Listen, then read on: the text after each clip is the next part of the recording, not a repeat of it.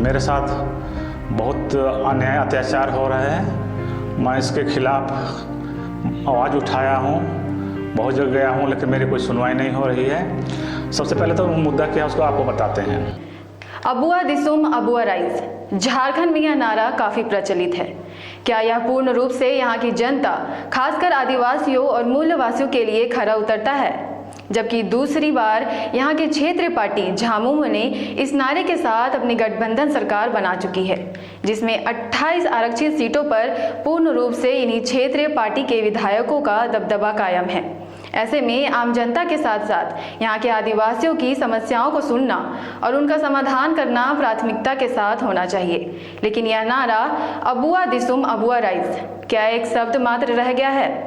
इसकी जीती जागती मिसाल के तौर पर एक केस स्टडी हम आपके लिए लेकर आए हैं, जहां चुने गए नेताओं द्वारा जल जंगल जमीन बचाओ जैसे अभियान सिर्फ दिखावा मात्र रह जाने जैसे प्रतीत हो रहा है। आइए देखते हैं इस केस स्टडी में कि यहाँ के आदिवासियों पर क्या गुजर रहा है। नमस्कार, जोहार आप सबों को। मेरा नाम राजेंद्र तीरू है। मैं मुरू प्रखंड के बिचना गांव से आता हूं और मेरे साथ बहुत अन्याय अत्याचार हो रहा है। मैं इसके खिलाफ आवाज़ उठाया हूं, बहुत जगह गया हूं, लेकिन मेरी कोई सुनवाई नहीं हो रही है। सबसे पहले तो मुद्दा क्या है उसको आपको बताते हैं। 1952 ईस्वी में मेरी दादी ने मेरे पिताजी, बड़े पिताजी दोनों के नाम से खूंटी टोली तोरपा रोड में 25 डिसमिल ज़मीन खरीदा है। उस ज़मीन पे मेरे पिताजी ने मकान बनाया। हम लोग पढ़ाई लिखाई वहीं से करते थे। प्राइवेट टीचर थे मेरे पिताजी, कृषि का काम भी करते थे। तो गांव में हम लोग रहा करते थे ज़्यादातर। उस मकान को खाली होने के बाद बड़े पिताजी जो हमारे थे स्वतंत्रता सेनानी थे और उनको ताम्रपत्र भी मिला है पूर्व प्रधानमंत्री इंदिरा गांधी द्वारा।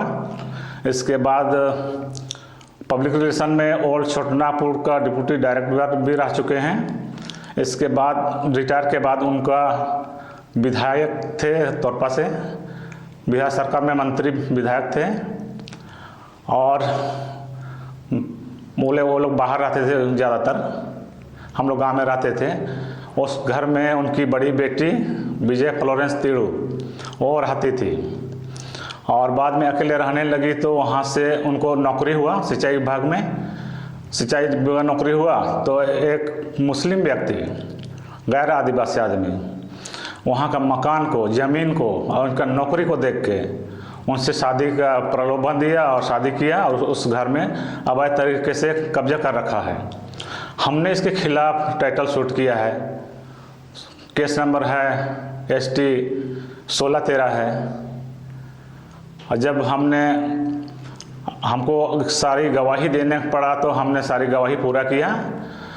तो उस दौरान विरोधी पार्टी को जमील अख्तर, विजय फ्लोरेंस तीरू को हारने के जैसा लगा। तो उन्होंने पिटीशन सुधारने के लिए जज को लिखा कि हमने केस दायर करते समय कुछ पॉइंट छोड़ दिया है, इसलिए हमको सुधार करने के लिए मौका दिया जाए। लेकिन जज साहब ने वहाँ से रिजेक्ट किया। फिर इसके बाद इन लोगों ने हाई कोर्ट का रुख किया, केस को वहाँ ड्रॉप कर मैंने स्टे करवाया और हाई कोर्ट गया। हाई कोर्ट में वो लोग हार गया। हाई कोर्ट हारने के बाद फिर गया सुप्रीम कोर्ट, वहाँ भी वो लोग हार गए। तो बाद में हारने के बाद यहाँ का जो मूव किया है, जो स्टे हुआ था अभी मूव किया है, उनका गवाही चल रहा है। और इस दौरान ही उन्होंने मकान बनाना शुरू कर दिया। जब मामला विचाराधीन है कोर्ट में तो क्यों बनाएगा? ये ज़मीन आदिवासी लोग का है, सीएनटेक ज़मीन है। गैर आदिवासी एक मुस्लिम कैसे बना सकता है? हमने इसके खिलाफ थाना प्रभारी को दिया आवेदन, उन्होंने नहीं सुना। इसके बाद हमने मुख्यमंत्री को दिया, रामदास सोरेन जी को दिया, शिक्षा मंत्री को, कृषि मंत्री नेहा तिर्के को दिया। इसके बाद उन लोग का फ़ोन आया बड़ा अबू को, तो लेकिन वो फिर भी कोई कार्य सुनने को तैयार नहीं है। क्योंकि इनको शाह मिला है, हमारे जेएमएम का जिला अध्यक्ष जो है जुबेर अहमद को शाह मिला है। और जब वो लोग अवैध तरीके से मकान बना रहा था, हमने गया और मना किया, तो जमील अख्तर ने हमको बताया कि साम दाम दंड भेद जो भी लगाना हम लगा लेंगे, लेकिन ज़मीन को कभी नहीं छोड़ेंगे और तुम तो इसको कभी नहीं निकाल सकते हो। जिला अध्यक्ष मेरा है, दोनों विधायक मेरे हाथ में हैं, कहीं भी जाओ सर पटक लो, लेकिन ये ज़मीन तुमको मिलने का नहीं है। बेकार क्यों समय बर्बाद करते हो, पैसा बर्बाद करते हो बोल के हमको बोला। तो बताइए, हम इतना जागरूक परिवार से, मंत्री विधायक थे, स्वतंत्रता सेनानी थे, जो पूरा भारत के लिए लड़ाई लड़े अंग्रेज़ों के खिलाफ, और उनके साथ इस तरह का दुर्गति, अन्याय और अत्याचार आदिवासी लोगों के साथ। क्या हेमंत सरकार आने के बाद इन लोग को इतना साह मिल गया है कि आदिवासी के साथ अन्याय और अत्याचार करें? जिले का अधिकारी लोग कोई बात सुनने को तैयार नहीं है। एसडीओ को बोले, एसडीओ को वहाँ भी दिया हमने कंप्लेन, जो मुख्यमंत्री का जो प्रतिलिपि था उसको वहाँ दिए, वहाँ से भी थाना प्रभारी को भेजा गया, थाना प्रभारी सुनने को तैयार नहीं है। उसका मतलब इन लोग को कुछ जानकारी नहीं है, ये लोग पैसा के लिए यहाँ पर अधिकारी बने हुए हैं। पहली बात तो शेड्यूल एरिया में इस तरह का अधिकारी लोग को आना नहीं चाहिए, भेजना नहीं चाहिए, क्योंकि उनको CNT एक्ट का पता नहीं है, उनको SPT एक्ट का पता नहीं है, उनको मुंडा कस्टमरी लोगों का पता नहीं है, तो वो लोग काम क्या करेंगे? ज़मीन बचाओ, जंगल बचाओ, तो ये सब झूठा है। सरकार, जब हमने हेमंत सरकार को दिया है, उनका वो भी नहीं सुन रहे हैं, तब हम जाएं तो कहाँ जाएं? इसलिए हमने चैनल के माध्यम से आप लोग को अवगत कराना चाहता हूँ। आप लोग सतर्क हो जाइए। रोटी और बेटी कोई सुरक्षित नहीं है, जल जंगल जमीन कोई चीज़ सुरक्षित नहीं है। CNT का धज्जियाँ उड़ा दे रहा है, SPT का धज्जियाँ उड़ा रहा है, तो हम लोग आगे हम क्या करेंगे? देखिए, आप लोग को मैं बताना चाहता हूँ, ये सुप्रीम कोर्ट का, हाई कोर्ट का जजमेंट है, ये मेरे फेवर में आया है। और जब उनको वहाँ हार मिली तो उन्होंने सुप्रीम कोर्ट का रुख किया। सुप्रीम कोर्ट में उन्होंने केस दायर किया, वहाँ भी उन लोग हार गए। इसके बावजूद उस ज़मीन पर ये लोग अवैध तरीके से निर्माण करा रहे हैं। और मेरे पास और भी दस्तावेज है, ये मेरा करंट रसीद है, मेरे नाम से कटता है, मेरे पिताजी और मेरा जो बड़े पिताजी का बेटा के नाम से जो ज़मीन का जो रसीद कटता है, ये ऑनलाइन रसीद है, करंट रसीद। और इसके बाद है ये ऑफलाइन वाला रसीद भी है हम लोग के पास, मेरे पास है।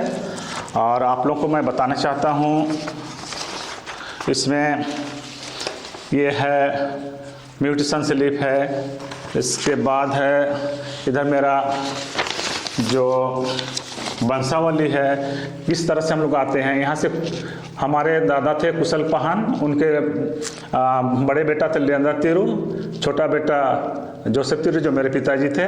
लियांदर तिरु के बड़े बेटा हैं अजित भाई तिरु, बेटी विजय फ्लोरेंस तिरु थी, अभी विजय खातून हो गई है। और जोसेफ तिरु के हम लोग 3 बेटे हैं, स्वर्गीय सामसुन तिरु, ये मैं हूँ राजेंद्र तिरु, ये गोदेन तिरु। और इसके बाद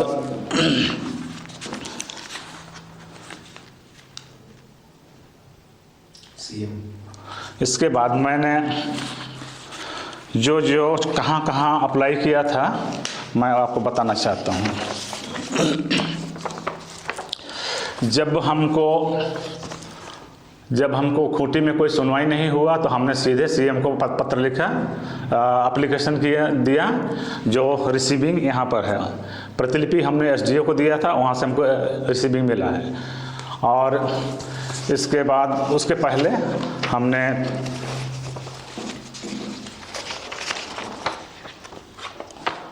ये बीते साल का है, 1 साल बीत चुका है। इस पुलिस अधीक्षक को हस्तक्षेप करने के लिए बोला और हम लिखा, उन्होंने हस्तक्षेप किया 1 साल तक, लेकिन अब इस पर अवैध निर्माण फिर शुरू हो गया है। तो इतना मेरे पास पुख्ता सबूत है। इसके बावजूद मेरे साथ अन्याय और अत्याचार है। क्यों मैं आदिवासियों इसलिए इस तरह का हो रहा है? मैं फिर विस्थापित हो जाऊं? इस तरह का काम कर रहा है अधिकारी लोग। सारा विधि व्यवस्था देखने के लिए खूंटी में हैं जितने पदाधिकारी हैं वो आदिवासी का हितैषी नहीं हैं, घुसपैठिए लोग को ये लोग यहाँ पर बैठा रहे हैं और आदिवासी लोग, हम लोग डरे हुए सहमे हुए हैं।